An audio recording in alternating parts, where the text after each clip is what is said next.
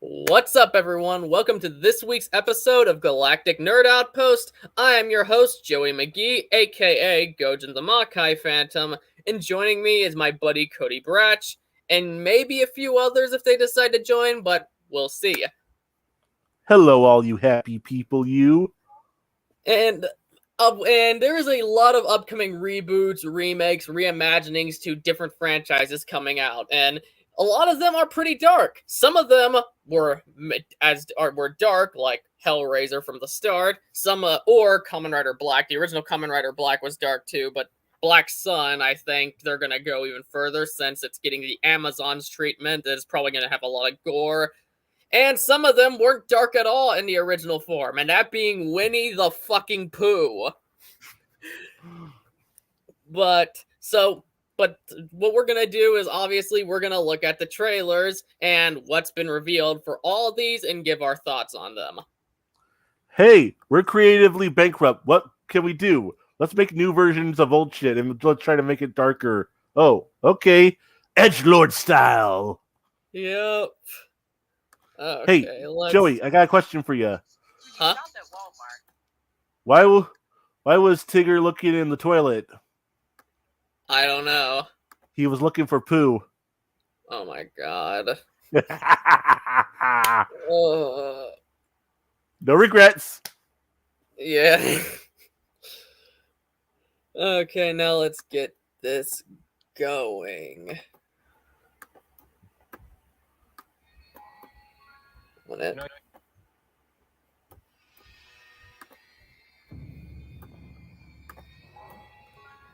You know, you're the first person I ever shown this place to. Why am I so special? Because soon we'll be Christopher and Mary Robin. We should be close now. We're not going to find them. We will. Pooh, Piglet, Eeyore, we were friends for many years. Okay. One thing I have to say, I love how serious they're fucking taking this shit. Like, I haven't seen the first teaser yet to Blood and Honey. We'll take a look at that too, but I heard it looked very, very cheap, but good to know that from what I've heard, the budget has improved. But the fact that they said they're looking for Pooh and Piglet in such a serious tone, oh my god, that shit's gold right there.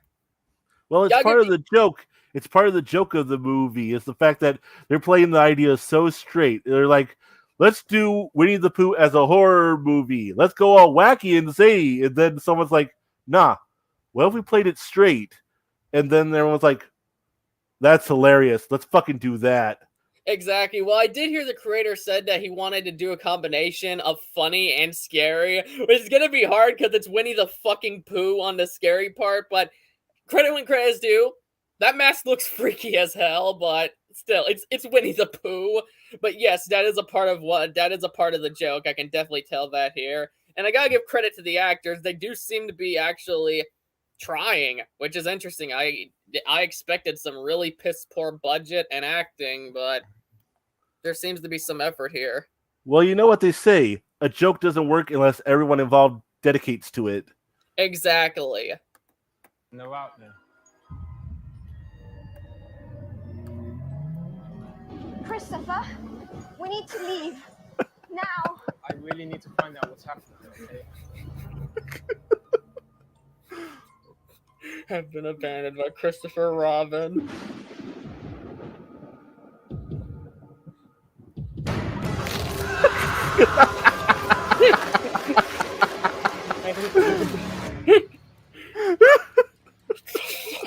Cold. Did you say how's it called? Titties. We need to go. Oh my god. Get out. What was that? You have a smackaroon of honey. Oh my god. Something I also gotta say here, when it comes to what they did with Pooh and Piglet, oh my god, did Pooh get mutated or some shit? And what about Piglet? He looks like a fucking wild boar. I think it's just the fact that they were working with the best that they got. Because when this first came out and they saw what Pooh looked like, they were wondering if it was actually Winnie the Pooh and Piglet, or if it was just gonna guys in masks calling themselves Winnie the Pooh and Piglet. But nope, those are supposed to be the legit fictional characters turned into murderous maniacs, and I couldn't be happier about it. I'm glad they went that route, because people dressed as Winnie the Pooh and Piglet, it would kind of just be a generic slasher film with nothing really new other than they're dressed as Winnie the Pooh and Piglet. So I like that they went that route, that of making where it's the actual fictional characters. And in Pooh's case, I'll be honest, he does look like Pooh. He looks like a terrifying version of... He looks like a mutant version of fucking Pooh Bear, so I'll give him credit. Piglet, on the other hand... I think they intentionally made him look like a wild boar to add an extra sense of goofiness there. But essentially, they're trying to make more terrifying versions of the original goofy characters, which you can do that in a lot of harmless cases. But in this one, oh my god. Can't complain, though. Can't complain.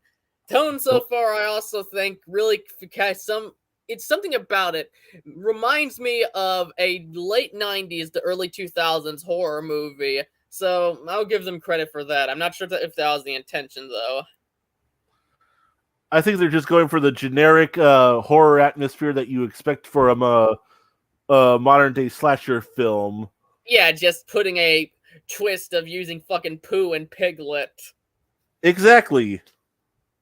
Yeah. Hopefully they don't... Hopefully they don't mess this up, because this could be really fucking funny.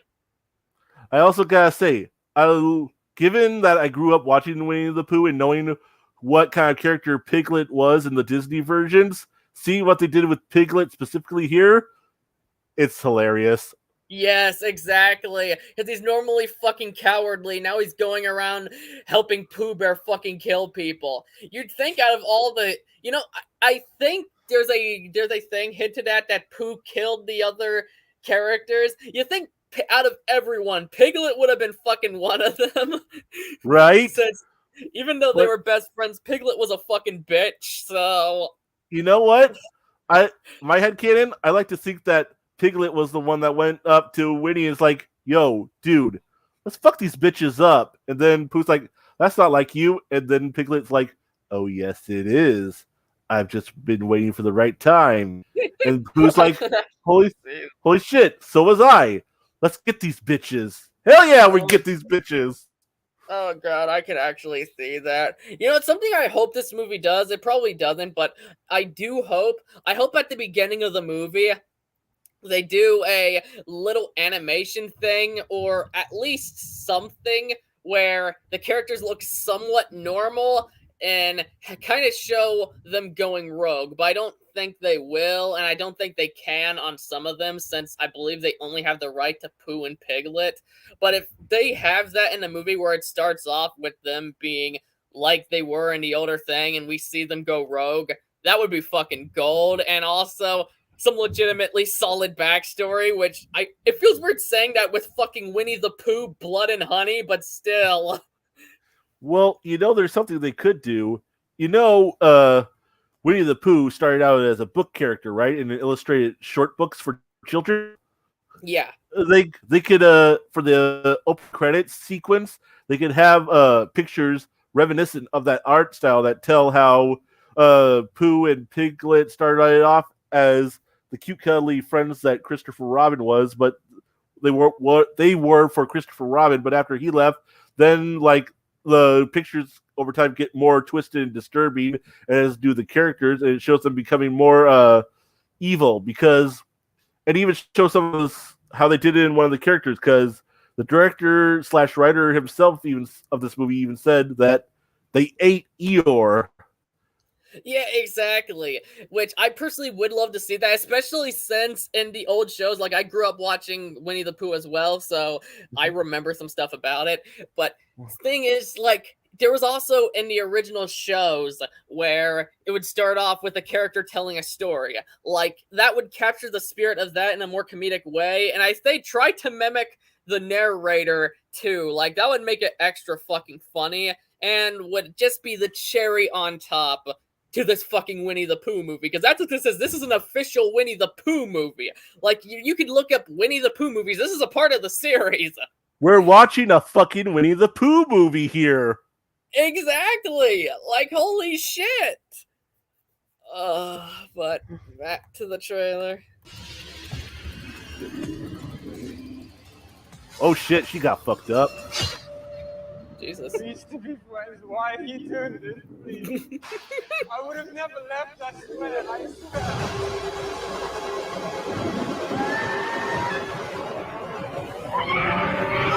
I never like to give up.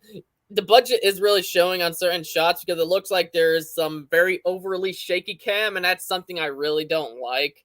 But then again, that's not really budget, that's lack of talent there, as it doesn't cost extra money for a cinematographer to put a shot properly. Granted, it doesn't seem to be doing that throughout, but on the running scenes, it seems like barf bait for people that get motion sickness. So that I hope is not, there's not much of that in the final product. Well, it could also be a show of the budget because a lot of times in a horror movie specifically, that shaky camera element is used to hide like the limitations of the effects that they worked with, because you can tell with those masks, as good as they are, that they were limited on the effects budget, because it doesn't seem like those masks they don't look particularly lifelike, and the mouths don't move for them, but they still fit.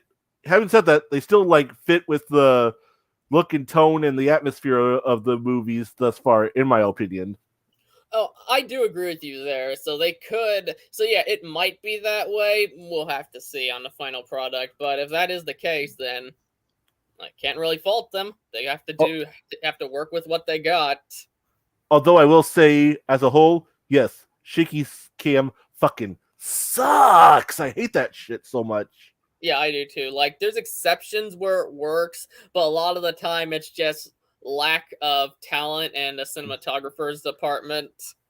Remember when the Steadicam used to be seen as like revolutionary for cinema? Remember that? I miss that. Yes. Huh? I said I miss that. I miss the shit out of Steadicam so much. Me too. I like how they're putting honey with the fucking title. That's fucking hilarious.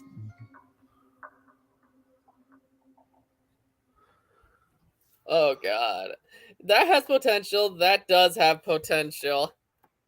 I'm gonna say right off, because I'm personally looking forward to this just for the lulz. And I'll say, in addition to growing up liking the Disney Winnie the Pooh content, I still do to an extent.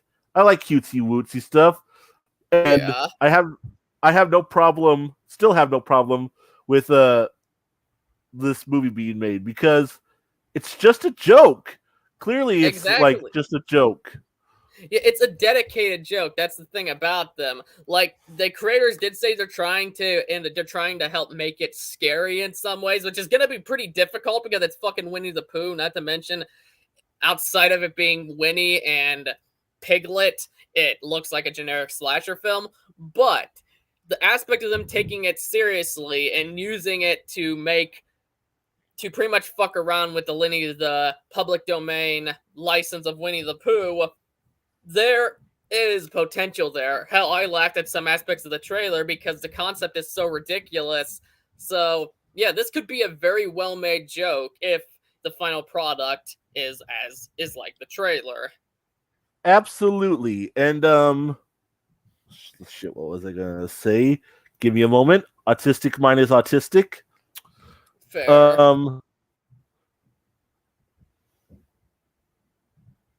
Yeah, I will say, I'm pretty sure that there are people that could be scared by this, because there are people out there in the world who it doesn't take a lot to scare, let's be honest.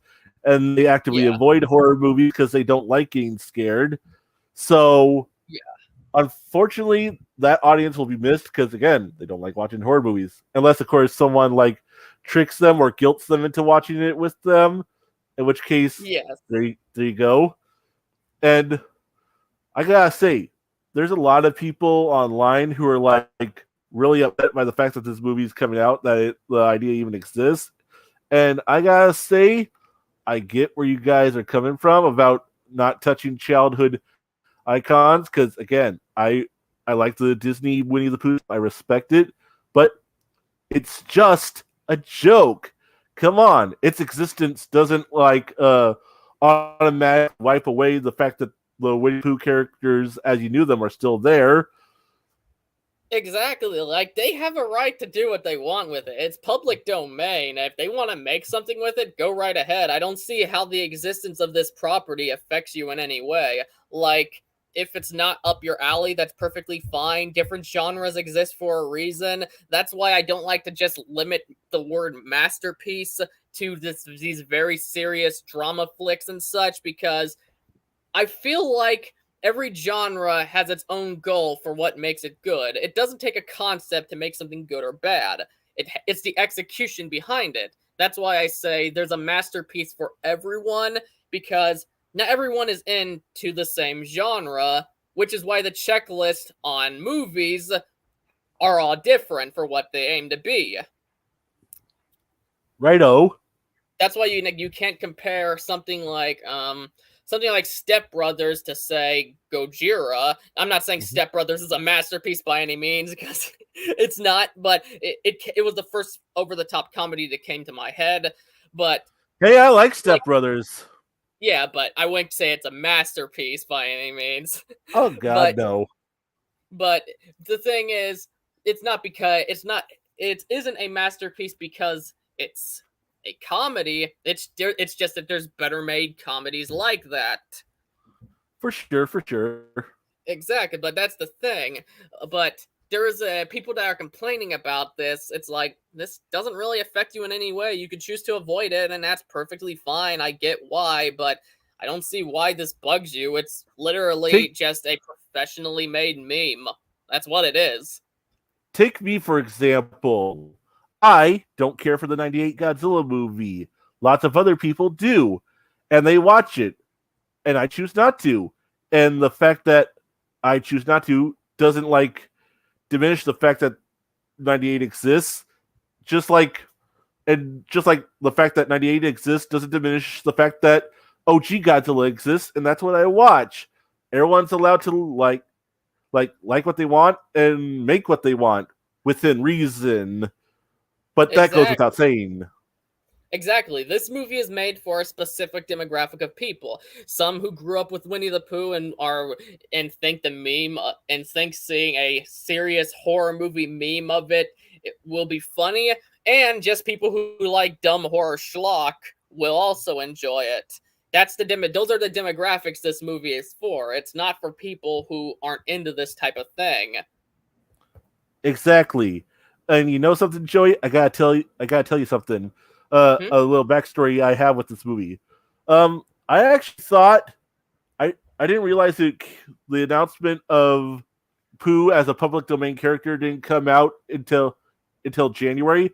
I thought and then this movie's announcement came out in May. I thought the announcement came out that Pooh was public domain in January, and maybe almost a day right afterwards, this movie was announced. That's because I didn't know that Pooh was a public domain character until 3 days before someone said, "Oh, by the way, we're making a horror Winnie the Pooh movie." I'm like, "Oh, same here, same fast. Here." Yeah, same here. Go ahead. I was just saying, same here. Oh, okay. It sounded like you were about ready to say more, and I didn't want to interrupt you. But yeah, when that happened, I'm like, that was fast. But then doing research going into this podcast, that's right, I did research because I'm a professional. I'm just like, nah. They did the announcement in January that Pooh is now Winnie the Pooh is in the public domain. And then in May, there was the announcement that this movie was being made. Yeah, I think that a lot of people didn't pay attention to him going public domain until this movie was announced, because it's such a ridiculous concept. So, till then, people weren't thinking about it. And as someone said, even though this was announced a couple months after the thing, it's like they already were working on the movie. It's like they already had the movie ready, since that was. That's what I thought. Yeah, it's like the movie was already made, till Pooh went public domain, and they're like, okay, let's announce this. Let's get this out. Because that's what it's almost like. And it was still fast. Hell yeah. Anyway, unless we have anything more to say about Blood and Honey, do you have anything more to say? I like the Disney Winnie the Pooh stuff. I like horror movies. And having said that, I am perfectly fine with this marriage of the two different things coming together. I am perfectly okay with a whole movie being made as a meme for the concept. So let's all just try to chill, okay, about this movie being existing. Exactly. And that's all I got to say about that. Okay. So let's have a look at the Hellraiser reboot. Which one of these are the trailer? Because it's I the top haven't one. watched it. The top one? Okay, because I figure because that one at the bottom looks like a fucking dude, and I know Pinhead isn't a dude in this one.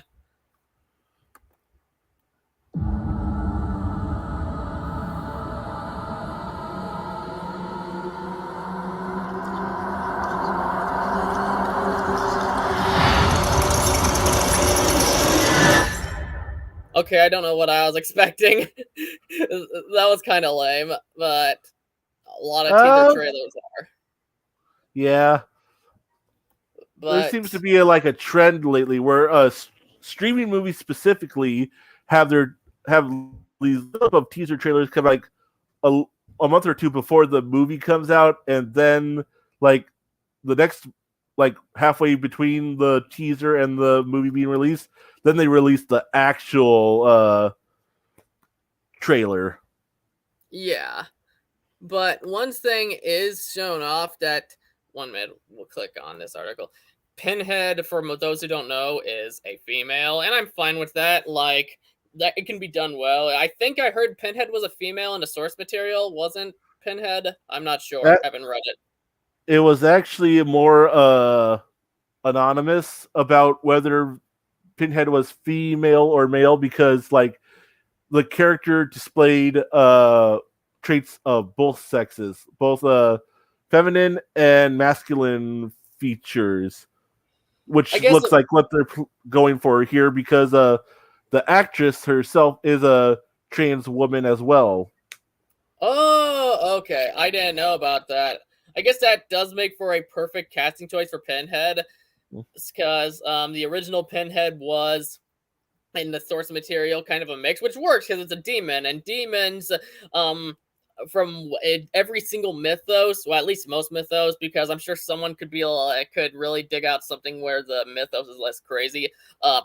Demons in a lot of different mythoses are very bizarre and inhuman. So, and I'm not saying trans people are inhuman. Don't take that out of context. But in the novel, do not take it out of context. But in the novel, Pinhead displayed both genders, so I guess it does make sense to have, well, a dude that transitioned into a woman play the character, because even though they're a woman now, there's gonna be some traits from how they were born. So I think that pretty solid choice. You're gonna have the go woke, go bro crowd bitching, going, "Oh, this is SJW garbage." It's like that. No. From what it might be when it's released, but from what we know right now, I'd say that's actually a clever casting choice. Like, it's not pretty, but you know what? Neither was the original Pinhead. Demons, when I think of them, they can look cool, but there's also ones that are going to be fucking ugly. The original Pinhead, and Pinhead as a whole, is fucking ugly looking, but that's the point. And I do think from what they did into the makeup and effects department, they did a solid job with her makeup and stuff like that. The dark eyes look creepy. Gonna be weird seeing someone who isn't Doug Bradley as Pinhead. And yes, I know that some of the sequels didn't have Doug Bradley, but I didn't watch those. I've only seen the first 3. First movie was great. Second was good, but I did not like the origin they gave the Cenobites. I thought that was unnecessary, and while I'm not against giving mysterious characters an origin, I felt it kind of took away from the Cenobites doing that, as they worked better as just, well, mysterious demons. The third movie, I might have to rewatch it because it's been years, but I did not like it. I remember it being just kind of a boring slasher movie with Doug Bradley doing puns, which did not feel like Pinhead by memory, and the lead girl just kind of being a bad actress and stuff like that. But like I said, it's been years since I've watched it, and I stopped watching it ever since. But I do think the actress here has potential to do a solid Pinhead voice and performance as a whole. We haven't just gotta be open.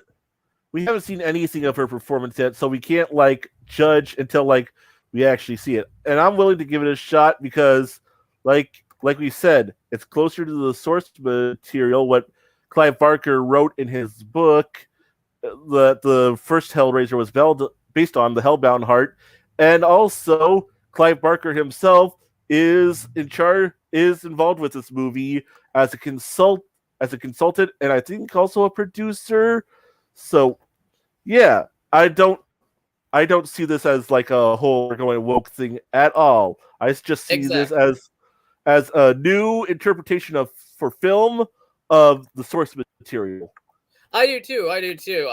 Because I'm not denying that woke stuff exists. Like, you know me, I criticize it too. But the thing is about the go woke, go broke crowd, they think everything's fucking woke, and it just makes them look equally bad as the side they're fighting against. Yeah, it is really pathetic, which is why I never really bothered trying to go in deep about which side's right, which side's wrong, because both sides have a bunch of fucktards on them. And so go ahead. Like I was about to say, the thing is, I dislike the woke because I value consistency. A lot of these people dislike the woke because they're the opposite of them. They're on the opposite side, they are, but behave just like them. It's like, we're not the same. The whole point is, you gotta be consistent when you're criticizing something, or else you look like a fucking dumbass and a hypocrite. Right on. And I gotta say, straight up, I love Doug Bradley as the OG Pinhead. His performance was absolutely phenomenal. And I gotta say, Joey, no disrespect, bro, but I disagree. I think the third movie is awesome. It's my favorite of the Hellraiser series because that's when Doug Bradley gets to take center stage as Pinhead and fuck shit up. Seriously, I don't really remember puns from him. Any humor he did have was noticeably dry. It wasn't all jokey and quippy like what, say, Freddy Krueger does, even though that kind of humor worked for Freddy. For Doug Bradley as Pinhead, it was more so the fact that the joke came from how much he enjoyed doing these terrible things to people, whereas regular people would look on and be like, dude, what the fuck are you doing? And he's like, I'm having the time of my life. That's fair. Go ahead. That's fair. No, you finish. I don't want to interrupt. Okay. I will admit that a lot of the other elements you talked about are there. The lead actress, indeed, is a bad actress, and most of the cinema introduced for the movie were sort of meh. But I think I would have preferred he tried to recreate the OG Cenobites from the first two movies, because those I agree. are still the best auxiliary Cenobites, for lack of a better term. But what the movie makes up for that, in my opinion, with how phenomenal Doug Bradley is as Pinhead and what all they have him do in the movie. Oh, that's and also, that's fair. It gave us Motorhead's cover of Hellraiser for the theme of the movie. That's fair. Like I said, it's been years since I watched it, so I can't exactly give this massive review on why I disliked it. Who knows, I might even change my perspective. Because I don't remember how old I was when I watched it. I know I was a teenager, but it wasn't like I don't think I was 16 or such. I was at most 15, at most. So it's been quite a while since I watched it, so maybe my perspective will change. Though I will say, on terms of humor, I'm not against changing, making something more serious or less serious. But the thing about Pinhead in the first movie, there wasn't really humor about him at all. He was more cool and had this very stoic personality. Like we said, we have such sights to show you. Like, he enjoyed it, but there wasn't any humor there, and that's something I really did enjoy. Like, I'm all for changing a character in some way, but I think there has to be a proper transition to it. But yeah, I've not seen the movie in years, so I can't really speak much towards it. My rewatch of the first Hellraiser recently was the first time I've seen it in years. Oh, I guess I should explain my own history with the Hellraiser series to everyone. Okay. I saw the first one. I liked it all right. Was kind of disappointed because I was expecting the Cenobites to take center stage. But with continuous rewatches, I ended up enjoying it for what it was. Because what it was, still pretty good in my eyes. And yeah, Hellraiser 2, I like it just fine. I don't have a whole lot to say beyond that other than the fact that, yeah, I think it's just fine. Hellraiser 3, you all know already, my favorite of the series. Hellraiser 4, good shit. I really like it. It actually kind of contradicts the ideas brought in about Hellraiser, where the Cenobites were once human, but then turned into demons upon entering hell. But that actually gives me a little bit of a theory, like, because we see Pinhead already existing, like, in the 1800s, I think, and when the Lament configuration was first created, and that's how we were able to summon demons from hell, because he was one of the first ones to come out of the box, if I remember correctly. So my idea is, like, over time, these new souls that come to hell, they take on the identity of a certain Cenobite, and that Cenobite keeps on taking on the identities of these humans over time, and their soul feeds them and makes them more powerful. And that's why Pinhead was able to exist in the 1800s in Hellraiser 4 Bloodlines, also being that soldier from World War I, whose name I do not remember. Yeah. And then Hellraiser 5, most people don't like it. I do. I thought it was okay. Hellraiser 6, it's just sort of there. Meh. I don't love it, don't hate it. It's just sort of there. And then that's where I stopped. I haven't seen any of the other Hellraiser sequels since then. I want to, though, that's eventually. Fair. Yeah, like, I might give all of them a watch.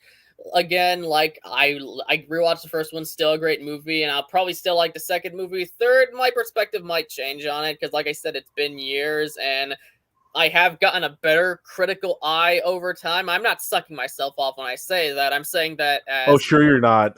But I'm saying that as essentially I started doing videos, I gotten better, I done research, and I eventually gotten better with dissecting media, and maybe my perspective will change on Hellraiser 3. I don't even remember it that much, so it could be a while. But yeah, that's essentially how I see it. The first movie is great. I do know a lot of people don't like 3+, so that's another reason why I'm not sure if my opinion will change, but maybe it will. Right on. But any more game back to this. I see JS Penna put a comment in the comment section. Shut up. Anyways, it says, plus Pinhead was somewhat described as somewhat feminine in the book, which makes me wonder why they changed it in the first movie. They changed it because that was just the style of the time. Most of the big successful horror franchises of the 80s had, like, a male killer in center stage. And, well, when you see Doug Bradley performing as Pinhead, how can you not think that's the guy? Exactly. Like, I think Clive Barker did the movie too. Yeah, he directed it. Yeah, so he chose that. It was his choice of change, so it makes sense.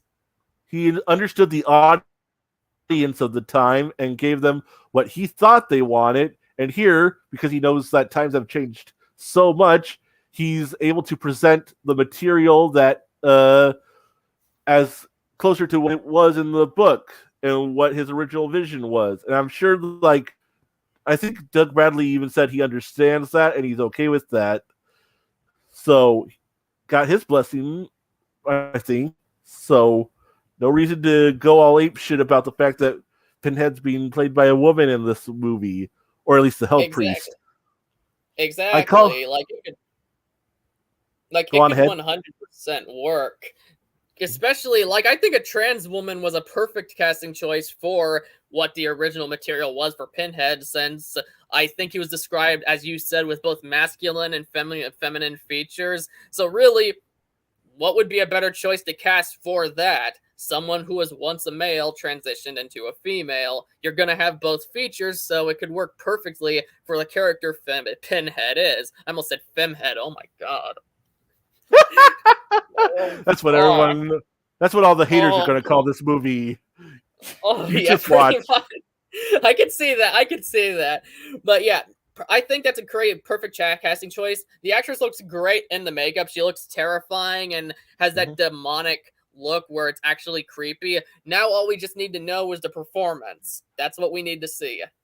I'm really curious to see what her performance is, what her approach is going to be. Oh, yeah. And I think we should put this disclaimer up there, since we know there's going to be someone that's going to be sensitive.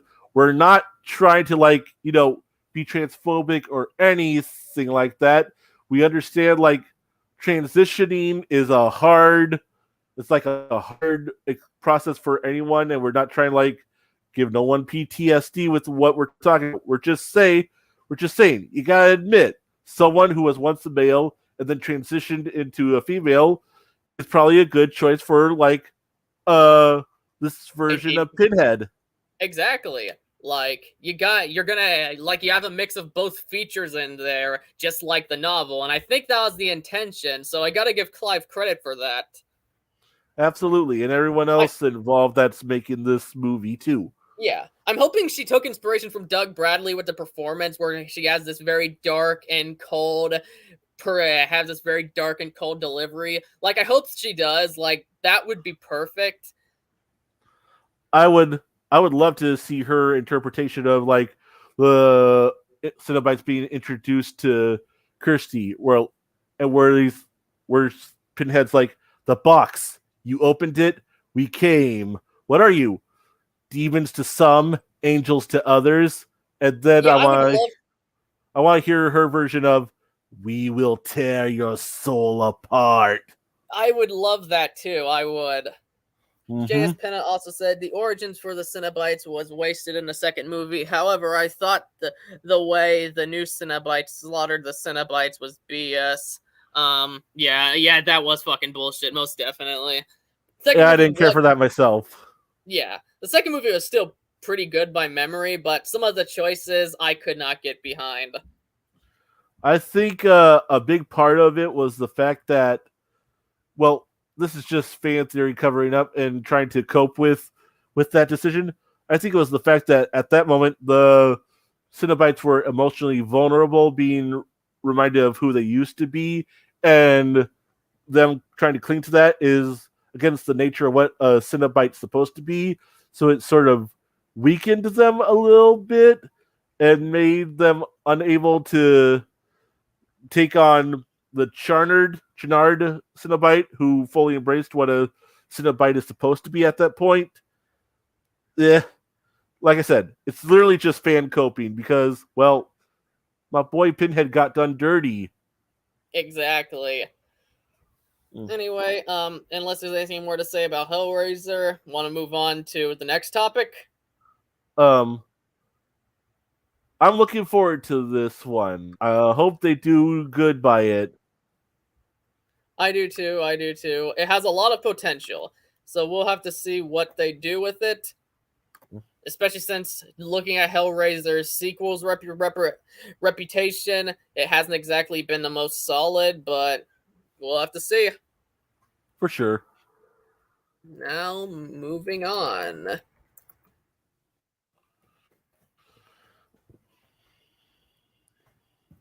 A minute. This is the part where Joey can get his weeb on. Yep. That Joey always gotta get some weeb in there somewhere. Yep. Okay, so to have recently discovered the joy of life out here. This Welcome from your new neighbors at Tractor Supply. Be gone, thought! 俺はお前たちと同じ怪人だ。同じ怒りを感じている怪人だ。黙っていれば差別は続き、徹底的に叩き潰される。だからお前たちはもっと怒っていい。ここは人間だけの世界ではない。俺たちの世界でもある。だったら戦うしかないだろう。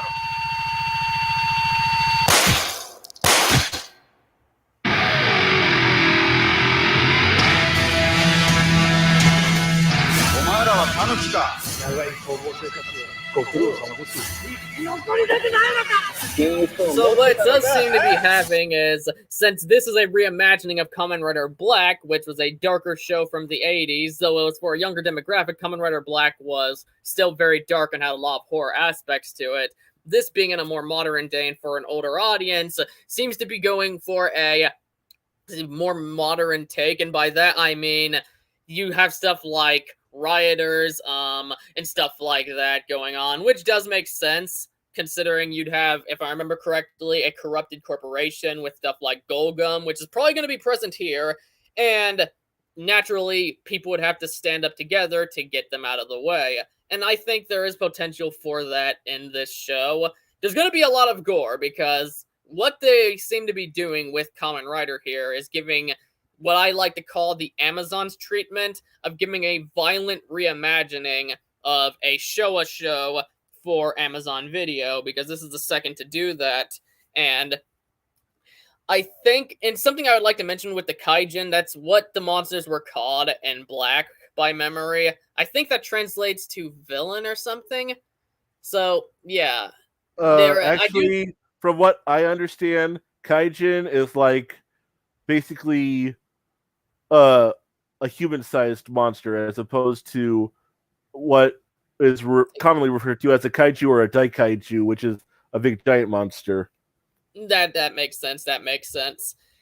And one of the things I liked about Black is the monsters looked very well done for a TV show from the 80s, and this seems to be keeping that intact, and I gotta give them credit for that.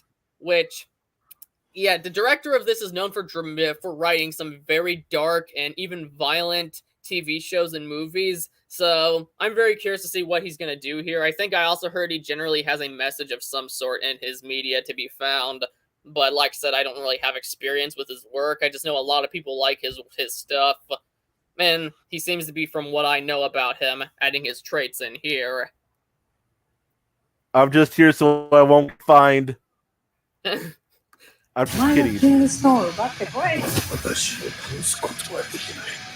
本能のままに殺し合いを従っているのは人間の方だ! Man, those are some really good effects. Right? Like, you gotta give them credit here. That actually looks really good. You can definitely tell the budget is high on this, because, like, that spider, the human transitioning into it, that's actually very detailed. They had to put makeup on that guy and slowly transition him into a straight-up monster, which I think that's a suit, the full spider form, but from what I've seen of that, that's pretty impressive. Definitely a modernization of what we originally got. I've seen enough of that spider, I don't need to see any more. Yes, It's I'm arachnophobic. It's Shut creepy. And there's definitely a lot that can be found with it. Might as well also look at the first trailer for this. Okay.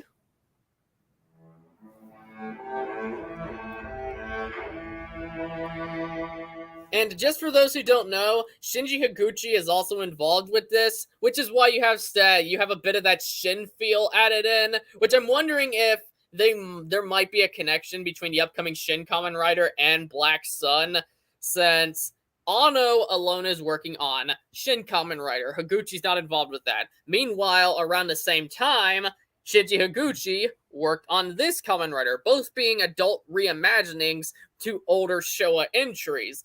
And just by the music and how this is shot, it's really giving off that vibe. But then again, Anno and Higuchi work together so much. Their styles, even when they aren't together, tend to kind of take each other's style into their own works. But I'm wondering if that's done in a way just so there can be a tie-in of some sort. I like to think it's possible. I mean, I think it would be. I personally think it would be cool if all turned out all the Shin stuff coming out was all tied together. I mean, I don't know a whole lot about Kamen Rider. I'm trying my best to get into it, but just as an outside observer, this show looks cool. So does Shin Kamen Rider, and I think it would be cool if they turned out they weren't connected, and I'd like to dive into it. Yeah. Yeah, exactly. JS Penna said, so where should I start with Kamen Rider? I say I can't give a particular answer, but I will name a few awesome ones to start with.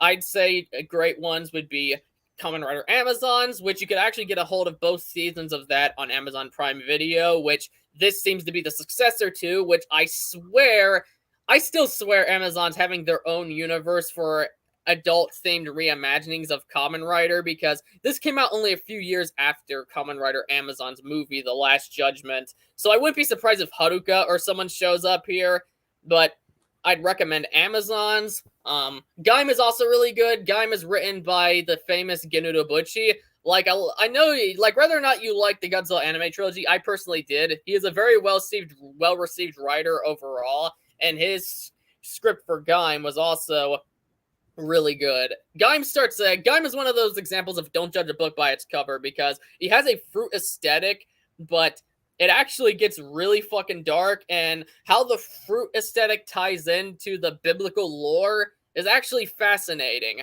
I'd also recommend Kamen Rider Blade, which is a nice low taste of the 2000s era. What else?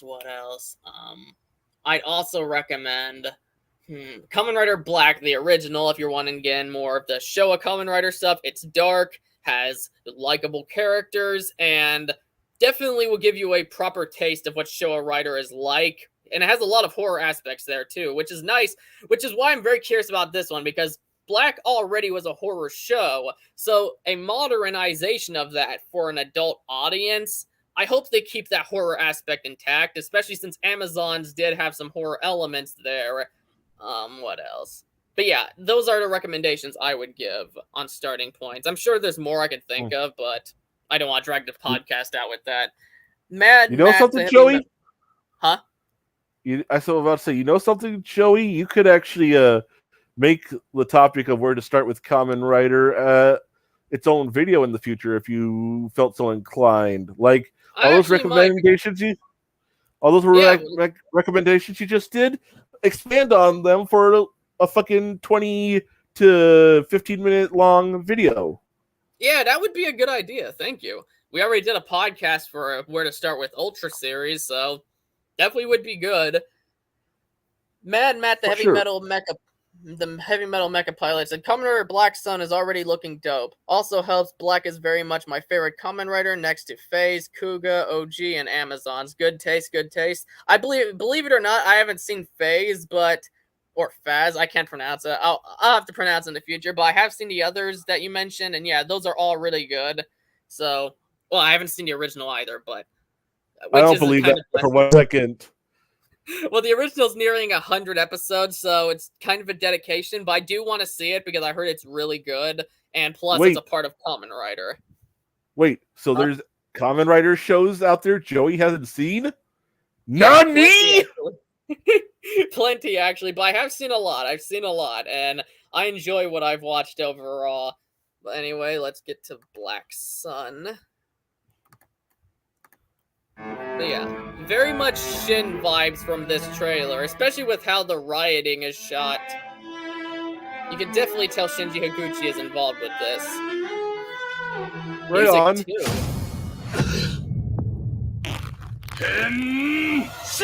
Henshin.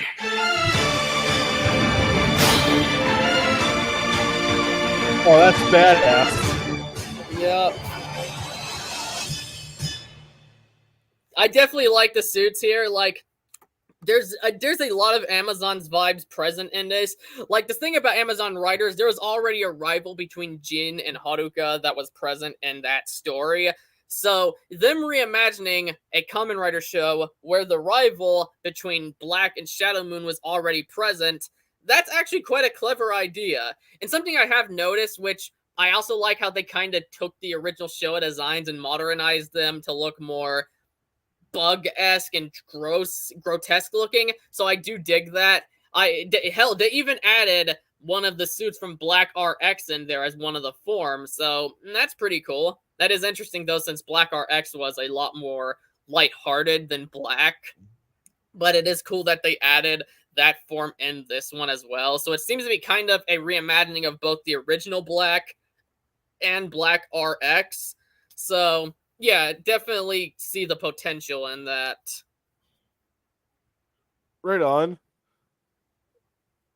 Now, there hasn't been any gore shown off, but then again, the original Black wasn't gory. Meanwhile, the original Kamen Rider Amazon was gory. However, I'm still expecting gore, considering the creator is known for having violence in media. Plus, the way you look at the shots of the newest trailer of Kamen Rider Black Sun, there's the brief looks we get of the kills. It looks like they're hiding something to avoid an age restriction. I'm sure there'll be gore too, based on what all you said, and also what I saw in those two trailers there. Because gotta say, some of those parts looked like they were almost begging gore. Exactly. So there's going to be a lot of stuff to be found here. Like, even if it isn't tied to the upcoming Shin Kamen Rider, something about me very much feels there's going to be connections to Amazon's, because think about Amazon's was the first adult reimagining for Amazon Video of a Showa Rider series. This just a few years later doing the same thing, and Amazon's was, despite appearing in one of the movies, it was an X-Aid movie, I think. Amazon's was in its own separate universe. So I think Amazon, the streaming service, might be creating their own universe of violent Showa reimaginings of these characters. That's what I think is going on here. That could be cool. Also, something else I want to point out, both positive and possibly a negative, depending on how you look at it. For one thing, the whole fighting for equal rights for the Kaijin puts me in mind, in a good way, of what the original X-Men series was about from Stan Lee. I get serious X-Men vibes off of that in the best of ways. That's good. That was also kind of present in Amazon Riders, because you had Haruka, who Jin and Haruka, as you know, were both Amazons in that show. But Jin, he became an Amazon by experimenting with science, just so he could protect humanity, and he pretty much would just kill any Amazon there was, even if they haven't went wild yet. Meanwhile, Haruka's goal was to protect the Amazons who hasn't went wild, but Jin felt that was too risky, since they could kind of break at any moment. But that's why Amazons had a mix of nobody was completely heroic, but nobody was completely evil either. And that seems to be maybe the case here. But I think since this is Kamen Rider Black versus Shadow Moon's probably still going to be the villain, and then Black is probably still going to be the more heroic one. I'm not sure, but I'm definitely getting a lot of Amazon's vibes here. Right on. I saw like the first 2 episodes of Amazon Riders on Amazon Prime, and I gotta say, will want to get into eventually because what I saw I did like, and what I saw of these two teasers here I also liked. I guess I should also bring up that negative I teased. Some people might use this as a way to be like, oh look, they're fighting for equal rights, so are we. Oh, this is woke just like us. And press spin, all that kind of stuff.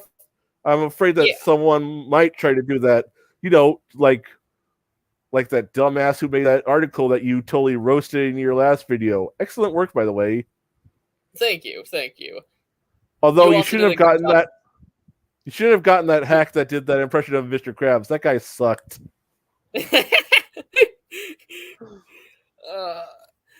All seriousness, though, you did well voicing him. That was fucking funny shit. Thank you very much. You're welcome. But yeah, there's definitely gonna be some people that try to twist this. I think gonna be on both sides because people are too fucking hooked up in their culture war bullshit. But the thing is, you're gonna have one side that's gonna be like that, oh, these people are just like us, as you say, when I'm pretty sure just like Amazon's, it's probably gonna be showing the good and bad sides of that. Because that was the thing about Amazons. Haruka was portrayed as being naive in some way, while Jin was portrayed Haruka was portrayed as heroic while also being naive, since even when a character would, for example, a Amazon that he trusted would attack somebody due to kind of going wild, he kind of just said, he tried to justify it. Meanwhile, Jin, he would just start murdering a bunch of Amazons even before they turned, despite his heroic goal of protecting humanity. So I wouldn't be surprised if that's present here. But then you'll probably have another side that be going, oh, we have people fighting for equal rights in this. How could they do that to my Kamen Rider? You're just gonna have two morons on both sides trying to politicize it. It's gonna be annoying. I know that. But that's not really a negative on the show itself, but more of the dumbassery of the community. Right. That's what I meant. My bad. It's all good. It's all good. It's like with Godzilla. You have one side who tried to twist the politicization of the movies to their side, and then you have the Neo Monster side. Island. Yeah, fuck that guy. And then you have the other side who essentially will just who essentially are like that, how dare you politicize Godzilla when Godzilla was political from the start. In other words, clowns to the left of us, jokers to the right. Here we are, stuck in the middle with you. Yep. Sorry for singing. It's all good. Being in the middle is the biggest fucking curse because you have to deal with dumbasses on both sides. Like, I've been accused of being alt-right by one, and lately, as you've seen, I've also been accused of being woke by some dipshit because I defended Prey. I saw that. I'm like, hold on a minute now. You don't know Joey. You really don't know Joey, because if you did know Joey, you know he's not about that life.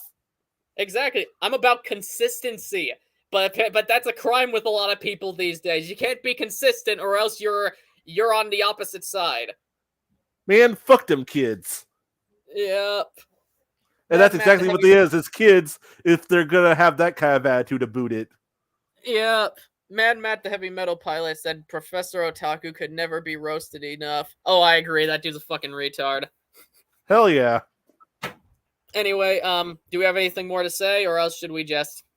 I guess I'll say something I forgot to say about the Hellraiser thing, which I'm sorry for. I just had so much going on in my mind. I always do. It's all good. Thank you. You're welcome. This version of Pinhead, I would prefer not to call Pinhead personally. I'm not going to call her Femhead either. That's not why. I would actually prefer to call this version of the character the Hell Priest, because that's Clive Barker's preferred name for the character. He never cared for the Pinhead because in his mind, it goes against the serious nature of the character. Which... Oh, I know, because if I remember correctly, Pinhead was given that name by the crew in a joking way, and it just kind of just stuck around with him. But yeah, I heard about the Hell Priest thing. Yes. So yeah, I forgot all about that. So, I can see his point, but personally, I'm just so used to calling that particular version of the character Pinhead that I'm probably going to go on ahead and keep calling him Pinhead. But this version, I'm much more comfortable with calling the Hell Priest because it's closer to Clive Barker's vision, and that's Clive Barker's preferred name. You get where I'm coming from. Yeah, I 100% get that, and it definitely does make sense because that was the original name, was the Hell Priest, and even the original movie, I think you could probably still call him that because that's what Clive Barker does prefer. I think Pinhead was just a fan name that just kind of got thrown around. Wait, no, I think it was a name given to him by the crew. Yeah, it was. I guess you forgot you already said that. Yeah, I forgot that I already said that. And then it sort of slipped out that that's what they were calling him on set, and then the name got around, and that just sort of ended up being his name until eventually they actually used it in one of the movies, that being the fourth one.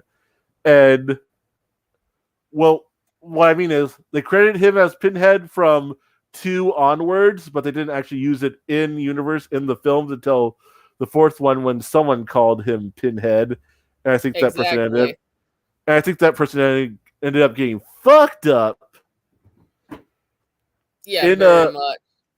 In Clive Barker's sequel novel to The Hellbound Heart, The Scarlet Gospel, that's when the name Hell Priest is officially used, and it's mentioned that the character does not like being called Pinhead, and if you do call the character Pinhead in their presence, they will fuck you up. Interesting.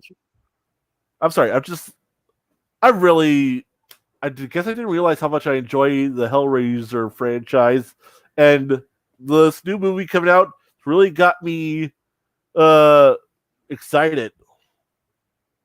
Same here. I'm definitely interested in it. My most hyped out what we talked about today is Kamen Rider Black Sun, but that's because, as you know, I'm a big fan of Kamen Rider. I'm also looking forward to seeing another. And I'm also looking forward to seeing another very dark and serious series since Kamen Rider often does have very dark and serious aspects, but ones that's completely dark and serious like Amazon's. And it's nice to kind of see that return, and I am interested in seeing it. And since it's going to be on Amazon, it's more localization of Kamen Rider, which been going quite around lately because you have the Blu-ray to 01, you have the Blu-ray to Kuga, you have Tubi that has a lot of them available to watch, you have Futo Pi that's airing, and now this. So there's definitely a lot that this could do, and I'm personally very stoked for it.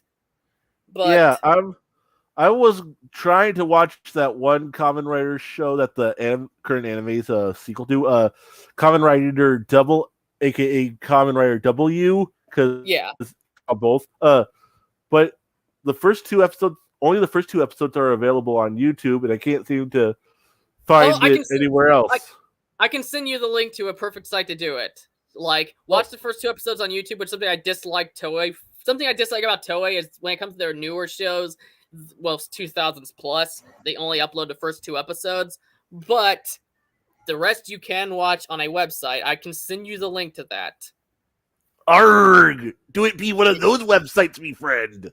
Yeah, but yeah, I'll send that to you in Facebook Messenger because Double is really good. It has a nice balance of serious crime series and comedy. It's a nice balance of fun and serious.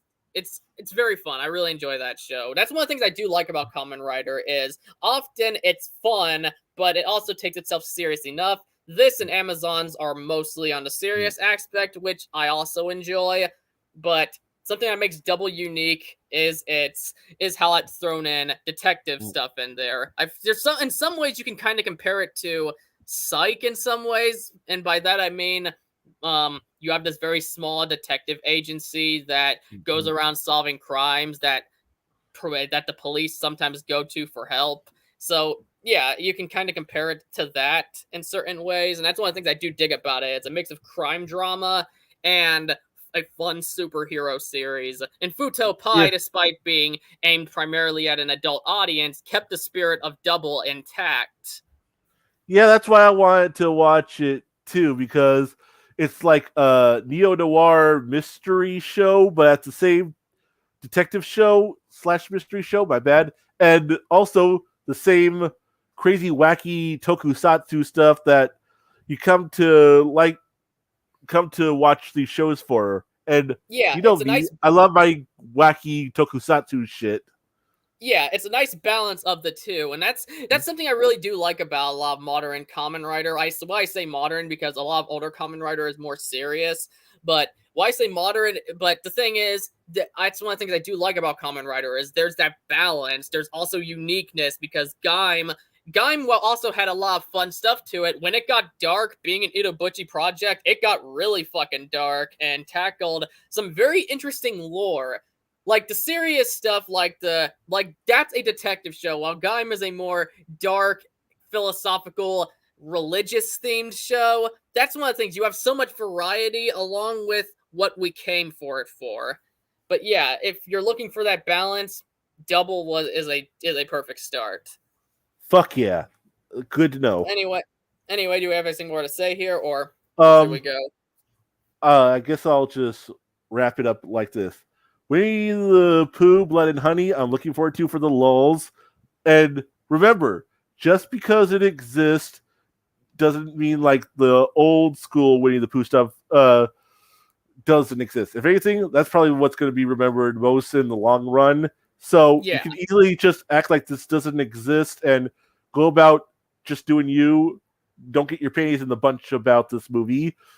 Hellraiser, the remake, looking forward to it because a new take that's probably going to end up being closer to what Clive Barker had originally envisioned with his novella, The Hellbound Heart. Looking for that. And Kamen Rider Black Sun here. It looks cool too. I'm looking forward to it. It looks badass. It has good creature effects, all that good sort of tokusatsu stuff that you come to expect. But it also has like an air of gravitas to it that also makes it tempting to watch. I'm excited for them all.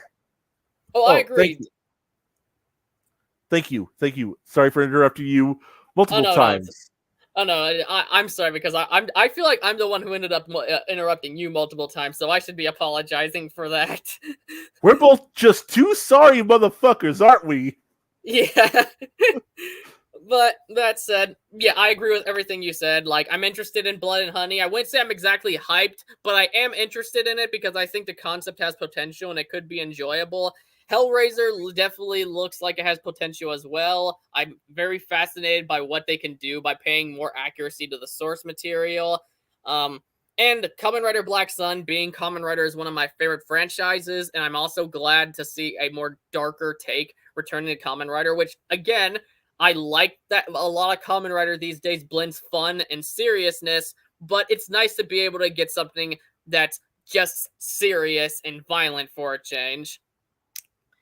So that's essentially how I feel, but that was it for this episode. Please comment your thoughts down below, and if you enjoyed it, please smash that like button, share it around, and subscribe.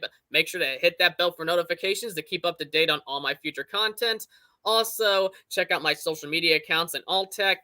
This is Gojin the Makai Phantom, leaving the building. Stay awesome, people.